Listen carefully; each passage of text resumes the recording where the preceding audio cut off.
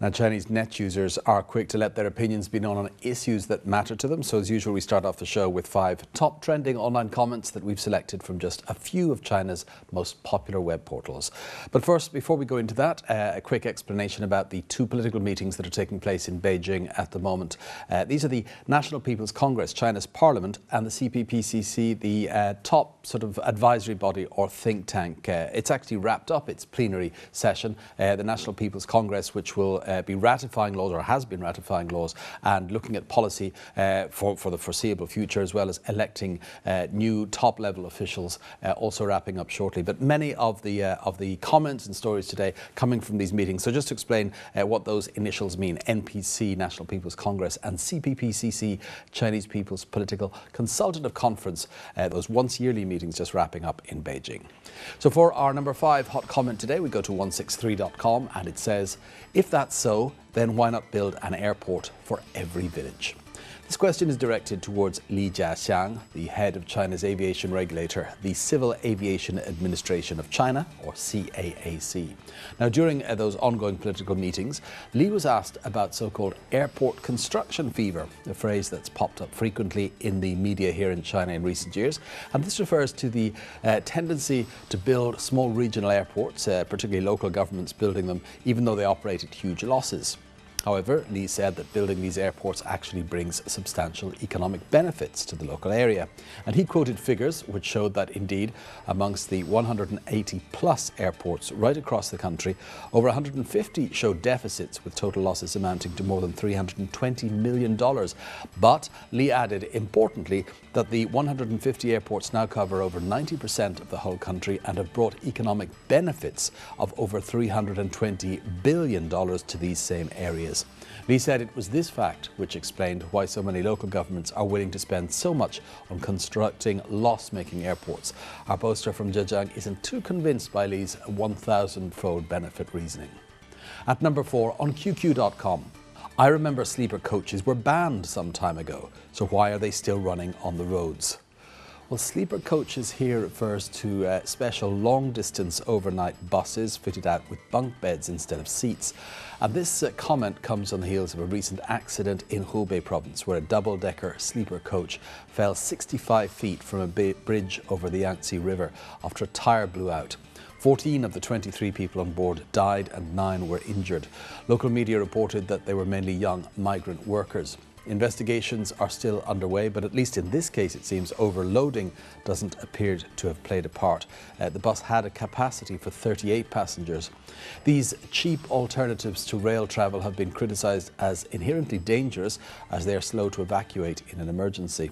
Last year, data from China's Ministry of Public Security showed that in 2011, sleeper coaches accounted for just 1% of all long-distance buses in China, but contributed to 10% of all passenger bus deaths.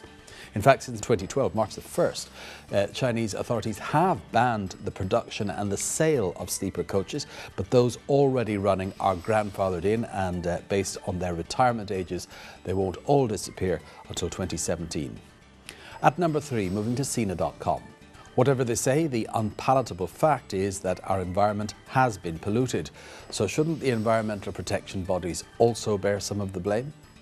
A poster called Bitter Ender responding to recent remarks from Miu Shuigang, the head of Anhui Environmental Protection Department. Now, speaking in Beijing during the ongoing 2 sessions, Miu referred to the heavy smog that's affected many Chinese cities, particularly in the north of the country in recent months. Miu suggested the main cause was industrial production and the rising consumption of a rapidly urbanizing society.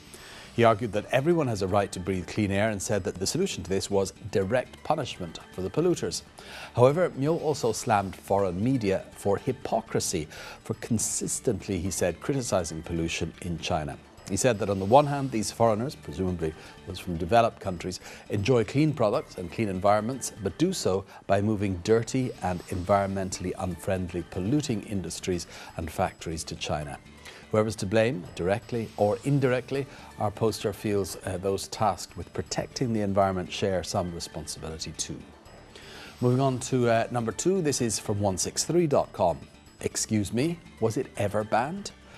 Well, this confused-sounding poster responding to a recent Jinhua Times newspaper report. Now, this says that China's National Development and Reform Commission, the NDRC, recently removed disposable styrofoam tableware from its list of banned products for sale.